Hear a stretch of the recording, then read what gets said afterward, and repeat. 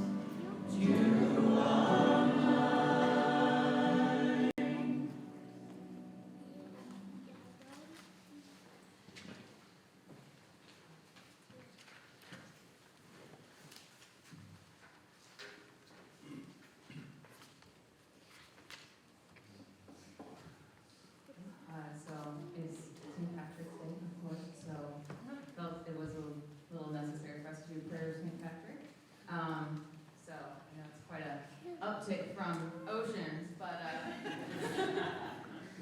hopefully you guys will enjoy doing the song.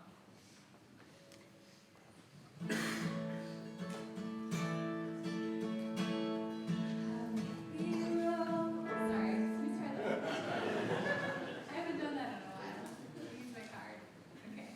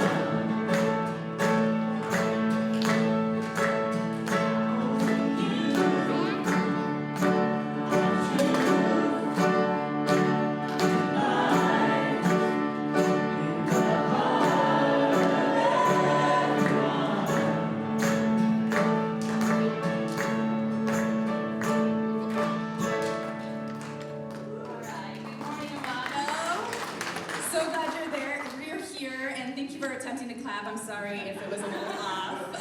Got some some leaders in the front row here, so I appreciate that. But anyway, why don't you greet one another, drop your kids off in the 4K class if that's the classroom is for you, and yeah, get to know the people around you.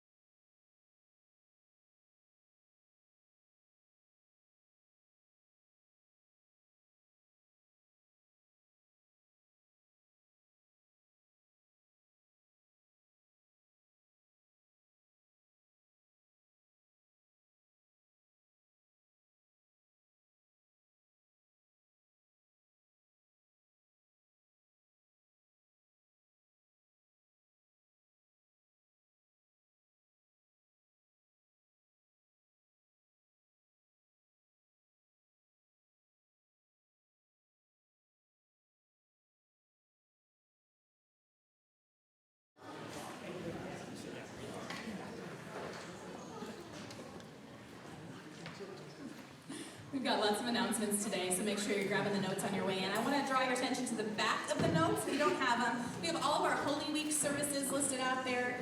Got Maundy Thursday, a Good Friday service. We've got a neighborhood Easter egg hunt that weekend, as well as 2 services for Easter to hopefully make room for you to bring guests, family, friends, and make sure everybody has a space. So 9 and 10:45. And I know it looks empty in here today, but it's because it's St. Patrick's Day, right? So anyway, so that's available to you. There's also some other stuff going on, including a brainstorming session today for our upcoming series on arts and spirituality. That'll take place after service at 10:30 in the first classroom on the left right here, which is our adult classroom. Share your ideas, come and connect with other people. It'll be a good time to brainstorm for that upcoming series. Also got an upcoming opportunity for families to serve together at our weekly breakfast club, which is our time when we serve those who are experiencing homelessness in our city. And we serve breakfast. It's a really good opportunity. It's just a one-time commitment. Come by 7 a.m. that day. We'll make sure your family can serve together, give you guys easy jobs. It's a really fun way to do it. My girls are there every morning with us. And so we'd love to have you. If you have any questions about that, you can talk to me. And also a little bit more in the future is our Empowered to Connect simulcast. So if you are a social worker, an educator, a therapist, you're a foster or an adoptive family, this is one of the best trainings there is. It's a 2-day conference that we're streaming in, and it's a good opportunity. You don't have to come for the whole thing, but it's free. So there's a Facebook event. If you guys could share that so people would know about it, because we want our community to be as informed about trauma as possible, because it's impacting so many families' lives. And the more people we have coming around these kids, the better in general they're going to do, and our entire society is going to do. So if you have questions about that, let me know, and we're going to continue forward with our scripture reading for the day.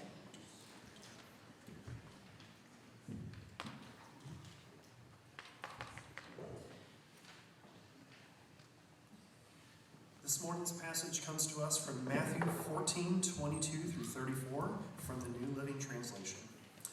Immediately after this, Jesus insisted that his disciples get back into the boat and cross to the other side of the lake, where he sent the people home.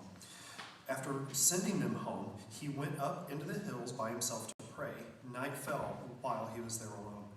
Meanwhile, the disciples were in trouble far away from land, for a strong wind had risen, and they were fighting heavy waves. About 3 o'clock in the morning, Jesus came toward them, walking on the water. When the disciples saw him walking on the water, they were terrified. In their fear, they cried out, "It's a ghost." But Jesus spoke to them at once. "Don't be afraid," he said. "Take courage, I am here." Then Peter called to him, "Lord, if it's really you, tell me to come to you walking on the water." "Yes, come," Jesus said. So Peter went over to the side of the boat and walked on the water toward Jesus. But when he saw the strong wind and the waves, he was terrified and began to sink. "Save me, Lord," he shouted. Jesus immediately reached out and grabbed him. "You have so little faith," Jesus said. "Why did you doubt me?" When they climbed back into the boat, the wind stopped. Then the disciples worshipped him. "You really are the Son of God," they exclaimed. After they had crossed the lake, they landed at Gennesaret. This is the word of the Lord. Well, last week we started our series going through the life of Peter, and we explored Peter in many ways. First, seeing him as one who responds to Jesus' call to go out onto the lake and to drop some nets, even though he'd been fishing all night and hadn't got anything, and then the nets are full. And he has a sort of miraculous experience with Jesus because of his willingness to say yes. And so today, we'll be looking at this story of Peter deciding to walk on water, which is interesting. Because interesting, Peter decides to walk on water, right? Like Jesus never says, "Hey, Peter, come on out." Peter's like, "That's awesome. I want to go out there. I want to do that thing." So before we dive in, I'd love to open it up. As you hear that passage read today, you can also find it in your pew Bibles, or on this. We can put some of it back on the screen if we could. And what are we thinking in regards to this passage? Is there concerns? Is there questions? Is there doubts? Is there some people who in the room maybe think, "Well, I don't think he actually walked on water. I think that's just, like a euphemism." I mean, who knows? Whatever it is in the room, in the space, like, what are you feeling and thinking and believing when you hear this passage? It's not just to the walk on water point, but it always surprises me that Jesus is off somewhere praying, in that he's the embodiment of the divine nature. What's he got to pray about? And I don't know if it's a modeling thing or if it's, that he's in a human body that I don't know. I don't know what that is. Yeah. So that caught my attention today. Yeah. It is always fascinating to me that Jesus always seems to find time, and the disciples make note of it, that Jesus seems to find time always to get away from the crowds, away from his disciples, off into some sort of seclusion and prayer and conversation with God and just time alone. Maybe he's an introvert. Maybe he just needs some time to recharge off the map, away from people. What else?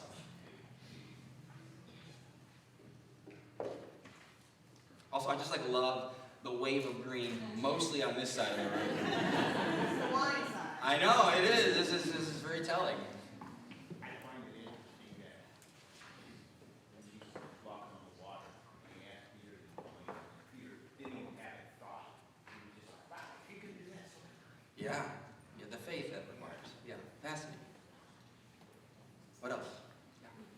Piggybacking on what he said, what does Jesus have to pray about? I feel like often he'll try to talk to us or do something for us, and we're like, no, not hearing it. I don't want to see anything from you. And so maybe he was thinking, how am I going to get these guys to believe in me stronger? And so then he walks out to the water, which is amazing. Yeah. Yeah, his walking on water is sort of this trying to help them see who he is, in a more clear manner. What else? Yeah. I think I remember when I was little and through early stages of faith, always asking for a sign and asking well, if you are real, then make this happen. And it's nice to see a disciple doing that.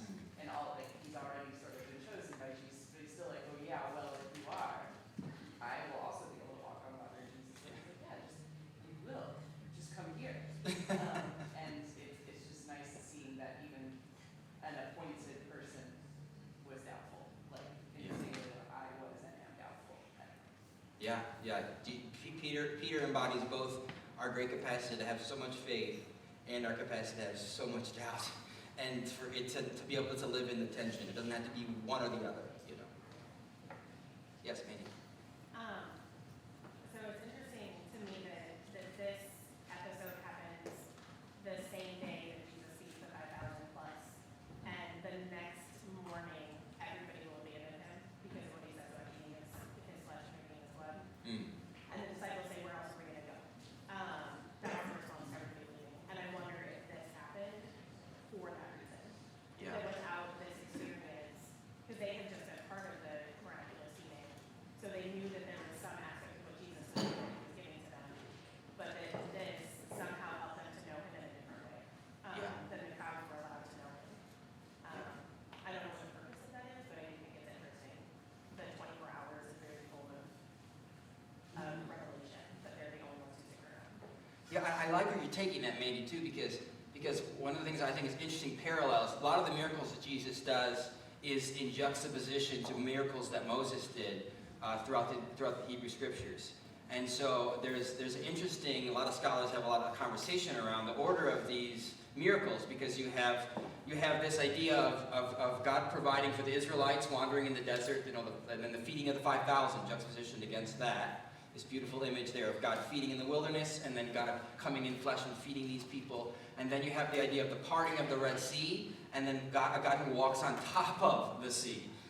So you have these interesting imagery connections there again as well. And then you have the Passover meal, right, that we see the Seder throughout the Hebrew Scriptures the Israelites do. And then you see this breaking of the bread in the Last Supper when they deny him. All of that, right, packed in here. These parallels to Israelites, Moses, and the miracles Jesus does in a different way. Interesting, isn't it? So I love that you lifted that. Thank you for bringing that up. That's spot on. What else?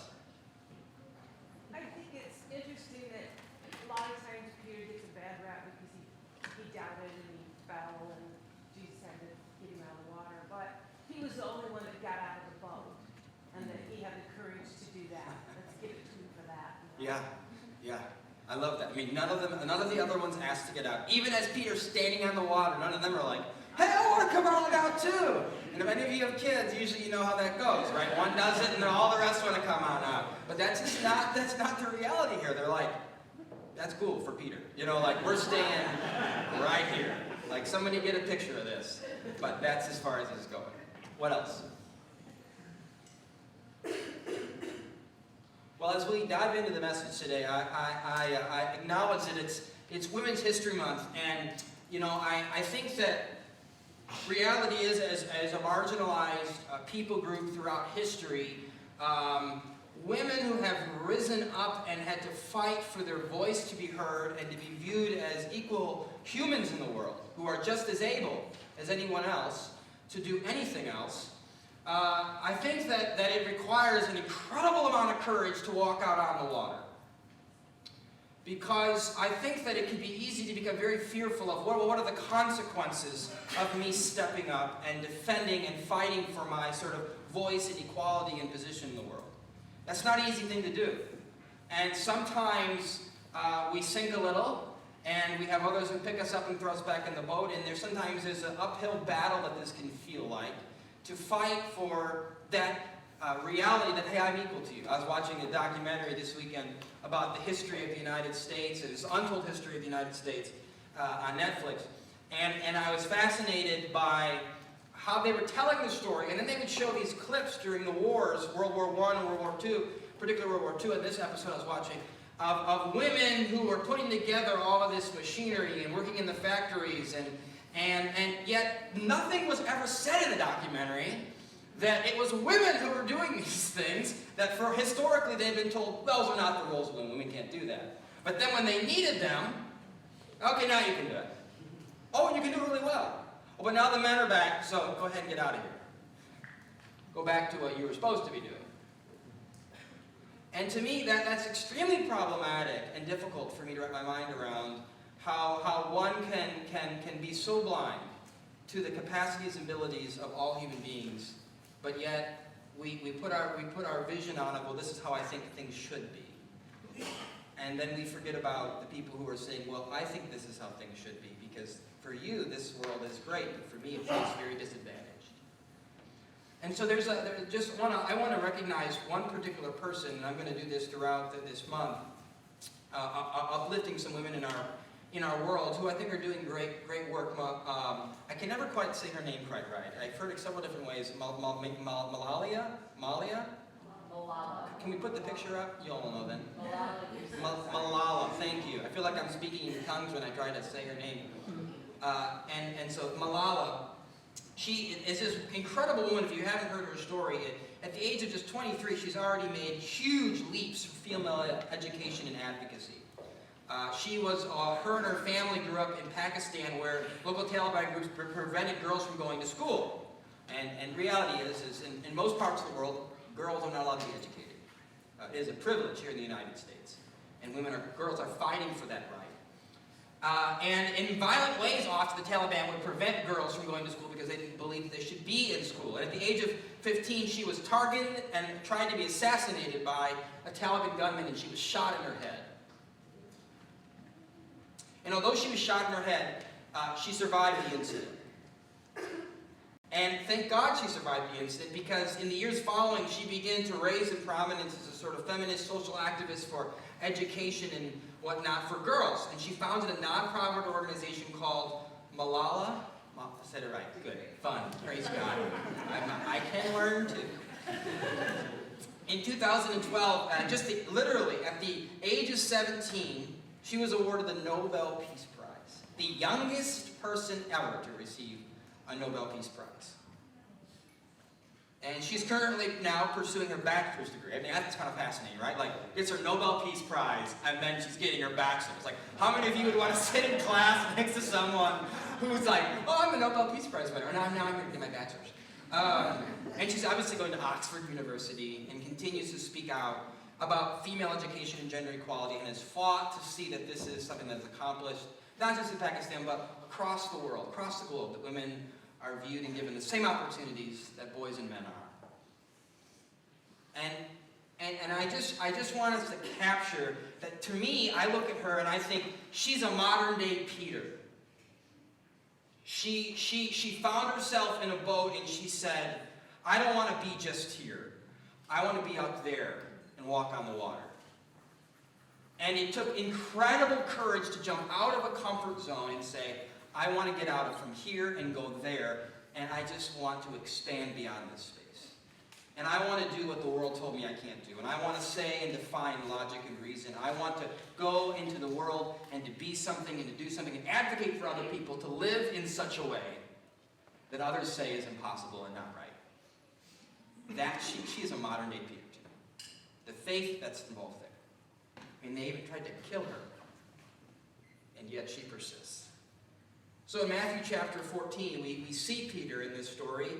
And we see in verse 22 where the story picks up, it says, immediately after this, Jesus insisted that his disciples get back into the boat and cross to the other side of the lake while he sent the people home. After sending them home, he went up into the hills to pray by himself.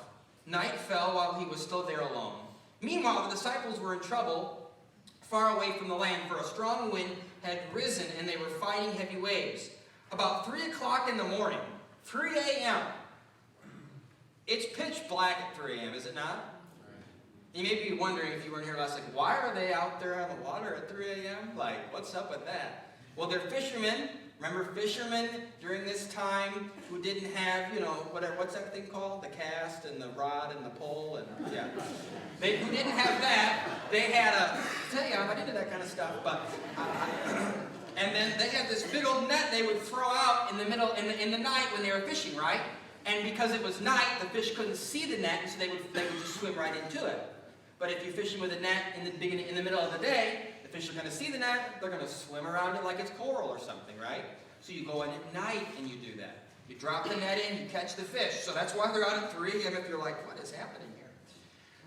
And then it says, in the morning then, Jesus started coming towards them in the midst of the storm, walking on the water. So Richard Rohr has this quote that I think is quite interesting. He says about this, he says, long before Jesus' personal incarnation, Christ was deeply embedded in all things as all things.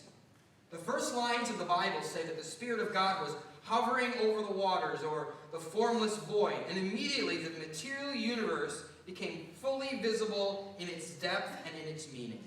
The Christ mystery is in the New Testament's attempt to name this visibility or seeability that occurred on that first day.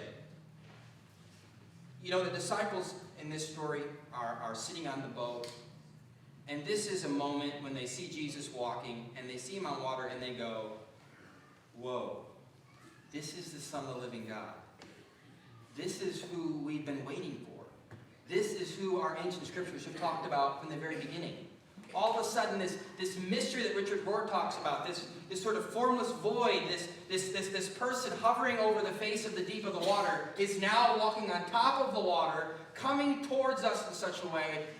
Finally, we can see in visible form, not the Spirit of God hovering over the water, but the living God hovering over the water, walking towards us.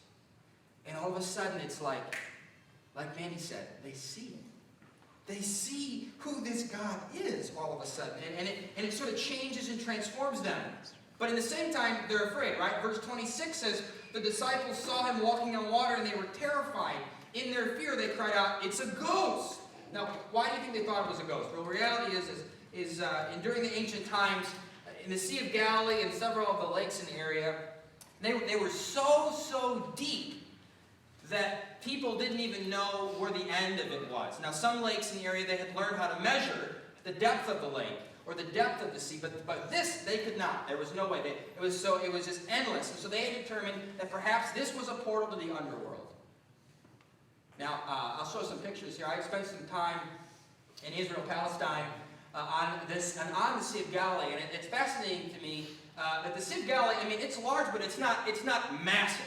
It's not like as far as you can see and I can't see out any further. You can often see to other sides, like you see there to the sides. You can kind of see some mountainous areas and whatnot. But it's large, but it's not as large as some ideas on how we have of seas. And it's fascinating. So they're kind of out in these types of waters, and as they're on this water, there's a good chance they could sort of probably see where they need to go, maybe. But remember what time is it?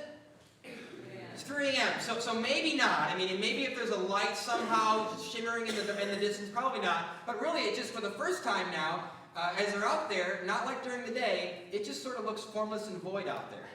And then they know that beneath them is formless and void because they think that the bottom of the sea and the lake go to the depths of the underworld.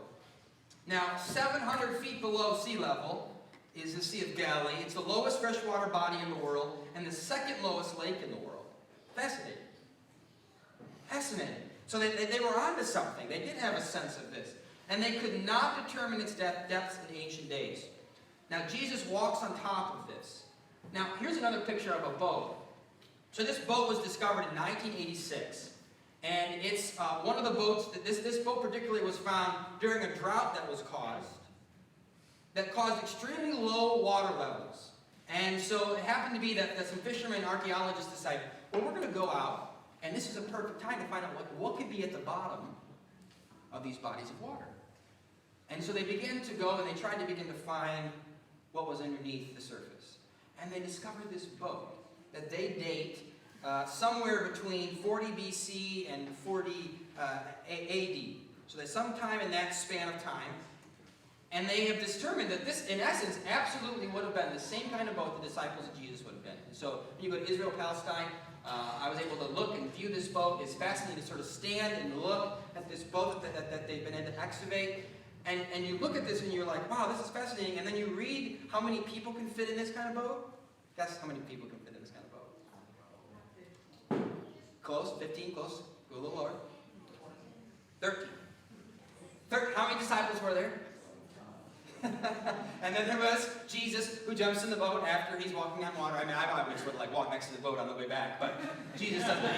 He jumps into the boat. So 13 people can fit into this boat. I love that. So this boat has been called the Jesus boat.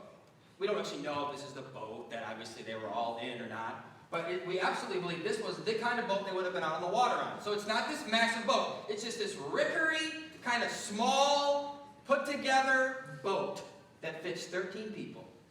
Now chances are there would have been a sail on it. They would have had four oars that they would have used. So this is, picture for me for a moment, this is the boat. They are full to capacity. There is a storm on the water. And if anybody knows when a storm comes, oftentimes what do people want to do is start taking out a little bit of water. You want to throw some people out. Or you want to throw some things out. But they can't throw. All they got on the boat are people. And they're all on the boat. And here comes Jesus to their rescue. Verse 27, but when Jesus spoke to them at once, he said, don't be afraid. Take courage. I am here. Jesus sees they're in trouble. And so he comes to them walking on the water. It's so interesting. This word, I am here, actually could be very easily translated, and in some translations of the Bible is translated, is to say, I am. Don't be afraid, I am. Where else in Scripture do we see that? Steve? Gospel of John, he said, before Abraham was, I am. Yep. There's not one spot, whatever else. Where? Burning bush. Right? Moses and the burning bush, and he's like, whoa, this bush is on fire. And the bush says, I am. Well, that's not helpful. Who are you? I am. What?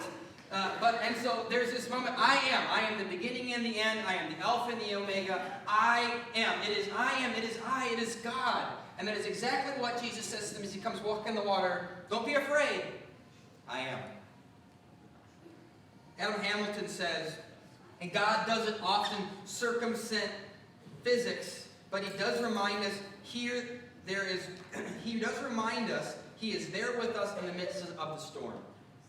I like how Adam allows there to be room for mystery. He says God doesn't often circumvent physics, but sometimes God does. Some of us in the room, maybe we believe that or we don't believe that. Maybe some of us say, well, no, I don't believe that this happened this way, or that's unlogical, or that's unreasonable, that doesn't make any sense to me. And that's okay if you believe that. For me, I kind of love the mystery.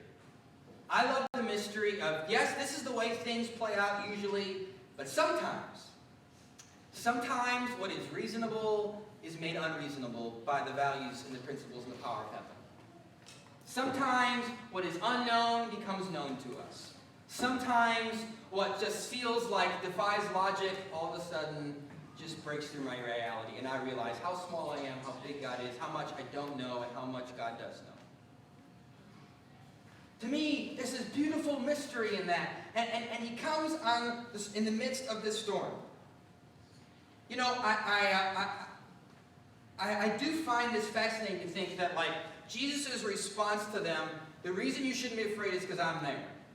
I can't tell you how many times people in my life, people have said to me, oh, you'll be fine, God is with you. It's going to be okay.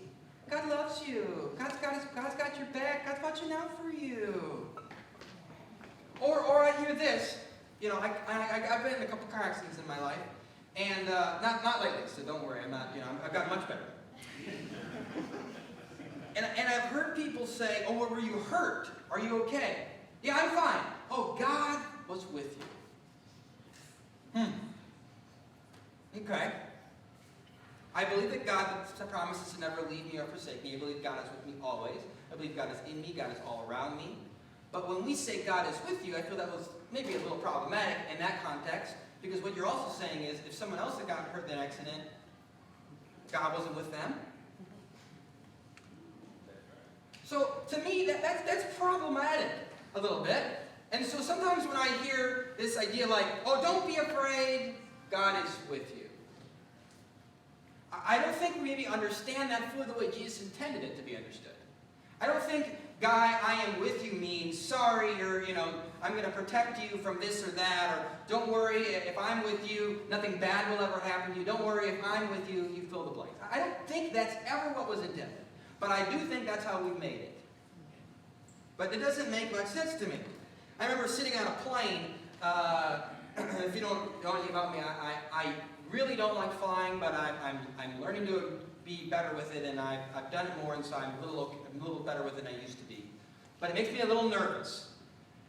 And I remember sitting on this flight, and there was this dad and this little kid next to me. And the little kid, as we're getting ready, buckling our seatbelts and listening to the instructions, the little kid is just like talking about all of these movies that he has seen about planes that go down. And he's talking about it loud. I mean, everyone around us can hear it. And I've seen people put their earbuds in, they're like trying to block this out. A couple ladies pop some pills, and I'm sitting there like, I don't have pills and I don't have earbuds. I have to listen to this kid. So he's talking and talking, and his dad's like, shh, quiet down, it's all right, it's going to be okay. It's going to be all right. No, there was this huge plane, and all of a sudden all the people were gone, and then they all died. And you're just like, oh my gosh. And the dad looks at the kid and he says, listen, it's going to be okay, I'm here. And my first reaction was, listen, dude, if this plane gets ready to go down, there is nothing on heaven or on earth that's going to stop you from making this plane go down. Don't lie to this kid and tell him it's going to be okay because you're here. But somehow, this dispelled whatever anxiety this kid had. And the dad sort of put him in his arms and got ready to take off. You could tell he was getting much more anxious as we got ready to take off. And he sort of coddled him in his arms, and he said, listen to my heartbeat. And I could hear him whispering into his son's ear as we're taking off, I'm here. I'm right here. I'm right here. And the kid just calmed down. And by the time we were in flight, there were no more scary stories or anxious rumblings. And I thought, that's what it is right there. He knew he couldn't protect and promise that his kid nothing would ever happen. But he could say, whatever happens, I'm here. And in some way, that comforted the child to know you weren't going to go through this alone. No matter what happened, I'm going to be right, and I'm going to hold you. And to me, when I think about God with me, that's what brings me comfort. Now, I may not bring everybody comfort in the room. For some that may just feel really cliche. But for me, there is great comfort in knowing that I am not alone, even when sometimes I feel alone. And that doesn't mean I am protected from the storms and from the waves or from even sinking into the water. But what it does mean is that as I do sink, and as the storm does come, and as life is shitty sometimes, I don't swear very often in here. But I say that to emphasize the point that life can be, and even in the midst of it, there's a great comfort to know God is there. But I also want to say this, that to know God is there is not just this God in the sky or this God in spirit in and around us, but it is the God in every single one of us around us. There's something beautiful about journeying through life when you know, I know I'm not alone because I have a faith community that literally embodies God with me. I know that when life is going the way I had not anticipated, that God will send some people on the water who are walking on top of it when I feel like I'm sinking underneath it and I'm about to drown. And those people will call me out onto the water to walk on top of my circumstances, and when I seem to not be able to, those people, like Jesus, will pick me up and throw me back in the boat. God with me is not just God in concept, but it is God incarnate in each and every single one of us. And if we aren't picking people up in this community of Imago Dei and the broader community of Peoria and Central Illinois, then we're not doing the work of Jesus. Because for people to find comfort that God is with them and it is I am that is coming and God is here, they actually need God to show up. And God so often, most often, shows up through us. Sometimes he defies physics. Sometimes she busts into our reality in a new way. But most of the time, God shows up through you, and through me, and through you, and through me, and through you, and through you, and through you. But it takes courage. It takes faith. And so in verse 38, it says, Then Peter called to him, Lord, if it's really you, tell me to come to you and walk on the water. Jesus said, Come. So Peter went out to the side of the boat, and he walked on the water towards Jesus. You know, Matthew, Mark, and John all tell the story of the storm at the sea with different variations, but Luke is the one that includes Peter walking on water. More specifically than any of the others. It's so fascinating to me that there's this interesting emphasis. None of the disciples even think to walk on water as if it was lifted up. Yet Peter's the one that comes out. Verse 30 says, But when he saw the strong winds and the waves, he was terrified and he began to sink. Save me, Lord, he shouted. He's afraid. Christina shared with me about the simulcast that was had recently around trauma and helping children who experience trauma.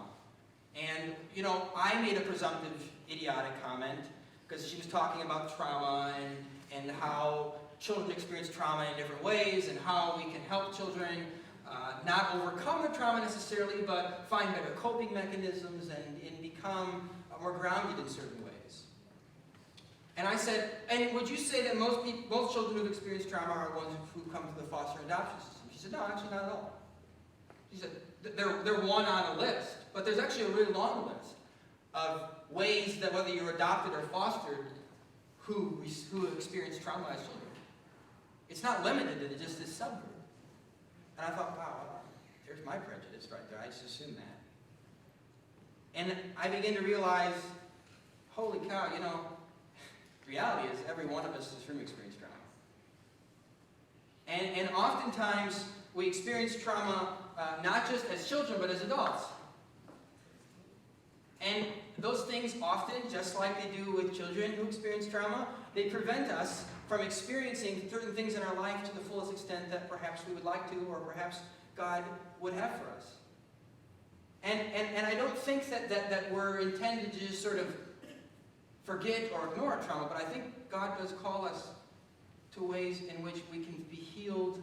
And when I say healed, I don't mean this sort of laissez-faire, you know, white and black healing, but a restoring a new grounding of the soul that looks different than how we had once functioned before, a way of coping. And so I asked Christina to share with me some of a document that was shared at one of these sessions that she's been a part of that talks about useful tips in trauma. And so as we bring a wrap to the message, what I would love for us to do is I'd love for us to take a few moments and I'd love for us to kind of consider the ways in which in our own lives, perhaps fear and trauma keep us in the boat. And at the same time, I want to say this. Only one of them stepped on the water. Everyone else stayed in the boat because they were deathly afraid. But it didn't disqualify any of them. It wasn't like that was a test. They all still went on to build the Church of Jesus Christ, They all still went into the world and loved people and healed people and restored and brought the kingdom of God into the world in a new way. They were all loved and beloved and honored and cherished by God in the same way as the Peter who stepped out of the boat. It's just that Peter experienced something a little different. But that didn't make him any better or make the disciples in the boat any worse.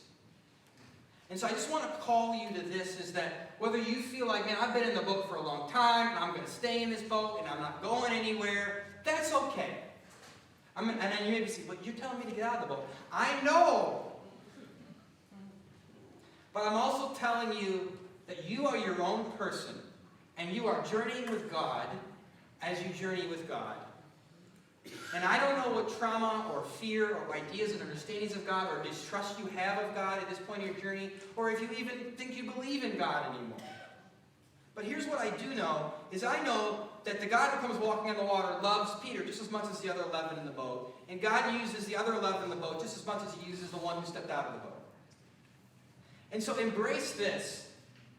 Embrace this reality that God is calling, and God will use you however you respond. As long as you have a heart that says, God, I'm listening to your call. I'm aware of your call. God will use that. God used it on that boat. God used it on that water. I heard a statement that said fight or flight, right? You ever heard that? When something trauma happens, fight or flight. And fight or flight is a great thing if you encounter a bear in the woods. It's a thing God's given us. So I'm going to fight this bear, maybe die, or I'm going to run from this bear. Now, reality is that's where trauma's at as well. It's when you experience deep trauma and there's bad things that are going on in your life, your body also says, should I fight or should I flight? Should I fight or should I run? And what happens, though, to the child who comes home to the bear every day?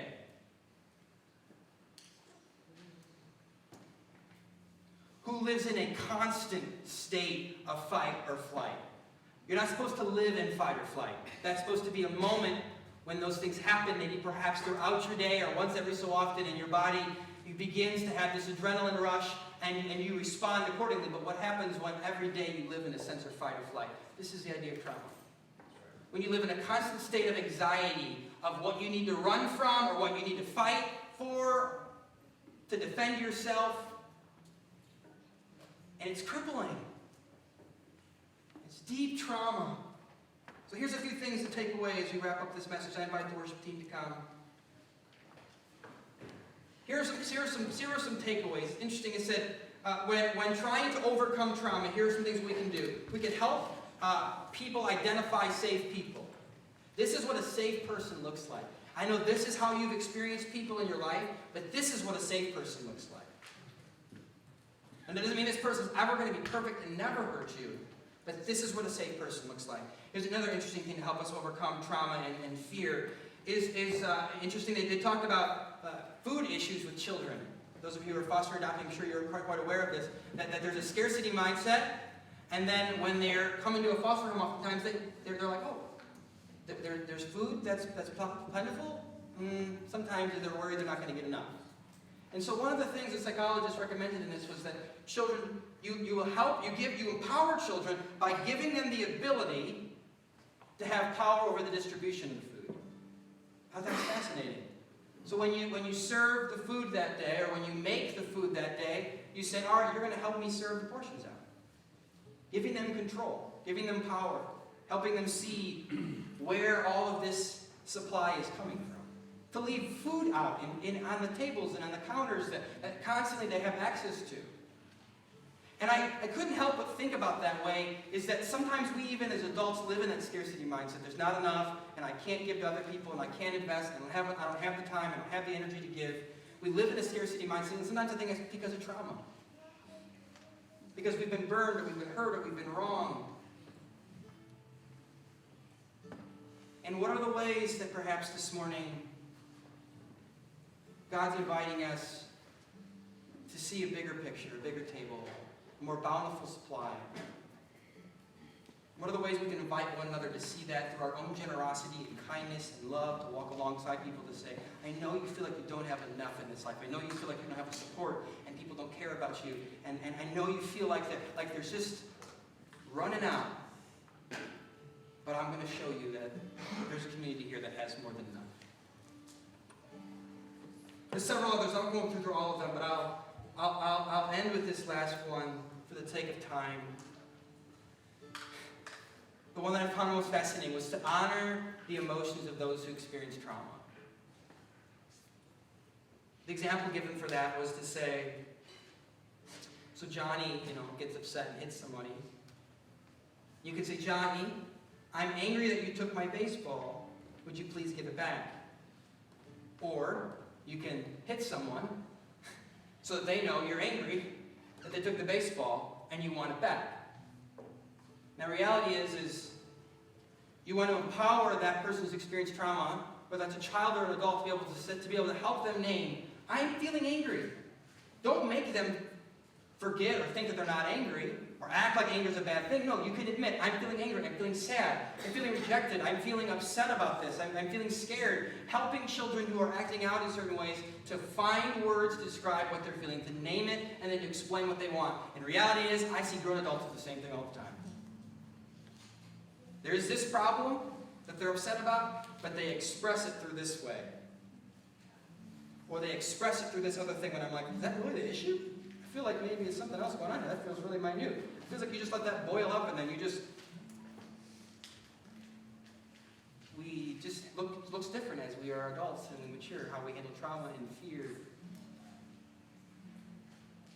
So how is it that we can call ourselves to a place that we can feel a sense of reassurance that it's okay to feel what I feel? And how I feel this, how I express this is what makes a difference. And for me, in a church that like this, and other churches I've served that has a lot of church hurt, you know what I often do? When I sense that there's something like that going on, there's some trauma, there's some church hurt trauma even, I'll say, can you just tell me how I'm making you feel right now? Can you tell me how what I did triggered a reminder for you about X, Y, Z? Because it feels like your reaction is really intense, and I know there's got to be more going on there. And I can't tell you how many times that has opened up conversations for me with people where they went, you're right. And sometimes they're like, no, it's fine, nothing. And then they come back and they think about it. But I think that is part of overcoming fear and trauma, is to call people to this place, to give them permission and space to name their emotions, to name their feelings, to name their traumas, to name their hurts, to find ways to step out of that boat, walk on that water. And so, this morning, I challenge us and call us all to be folks who are like Peter, a man full of faith who eventually starts to sink and fears again, who never quite gets it perfect or right. Fear is in everyone, and sometimes we struggle with it even when we don't even realize it. Fear can keep us in dead-end jobs, abusive relationships, not just with spouses, but with family members and supervisors and with friends.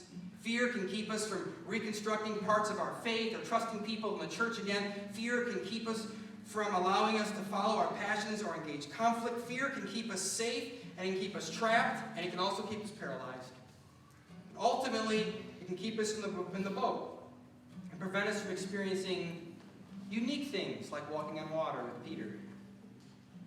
Doesn't mean we don't still experience life and the love of God or all that God has for us. It just means that our experience can often be different.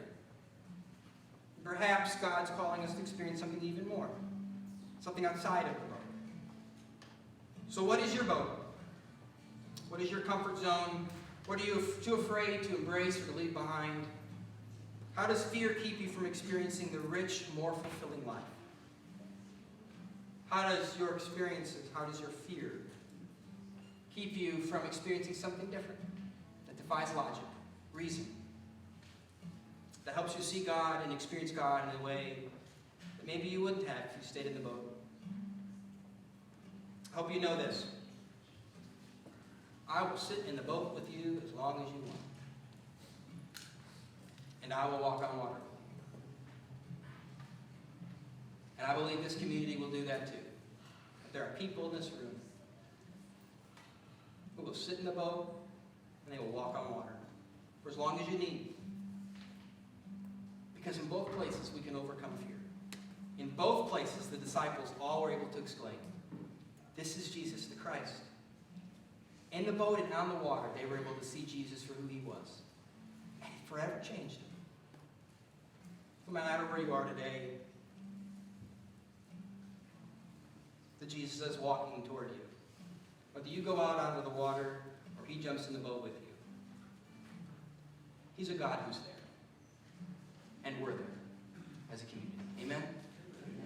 Amen. So come to the table today for communion. During Lent, we're doing communion. It's a little different.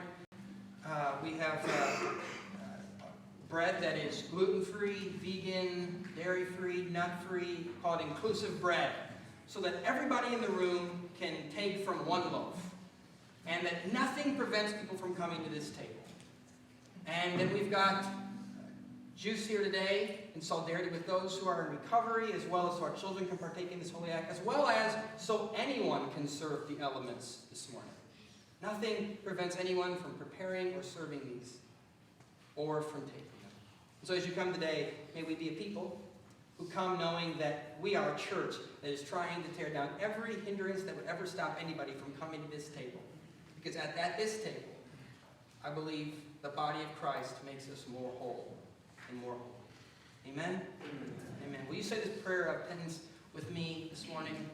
We're in our church during this season, we often kneel, so I invite you to kneel. Or if you don't feel comfortable kneeling or can't kneel, you are not forced to do any practice here you don't want to do.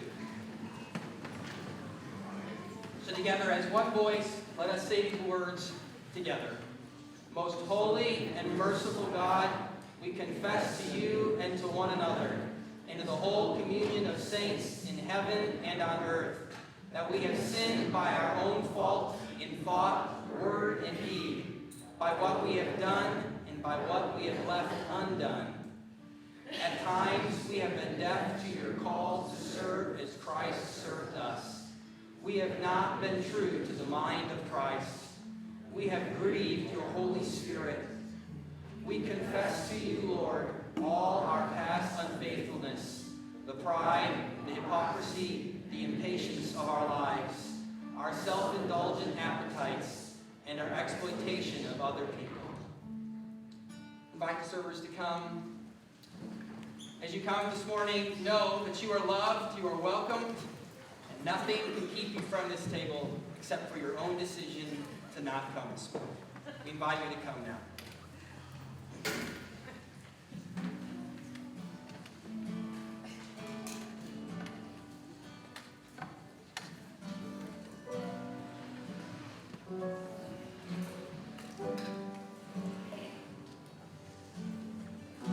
When you're not sure who you really are, when all you feel is the shape of your scars, and you have more wounds than you count, open your eyes, look all around, you aren't alone, this is your home. Come and remember who you are here. To this to remember who I am. Come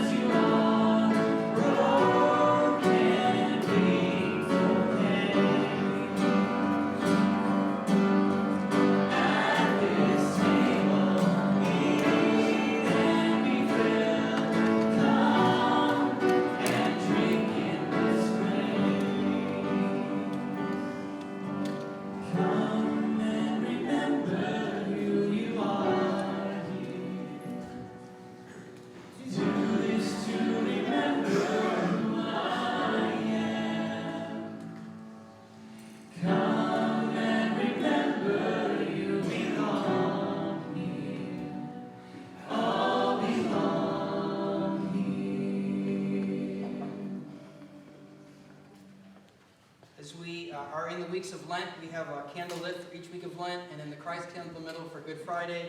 And so each week we are extinguishing one candle, and the final candle will be extinguished on Good Friday, and then it will return when the light returns on Easter. Alright,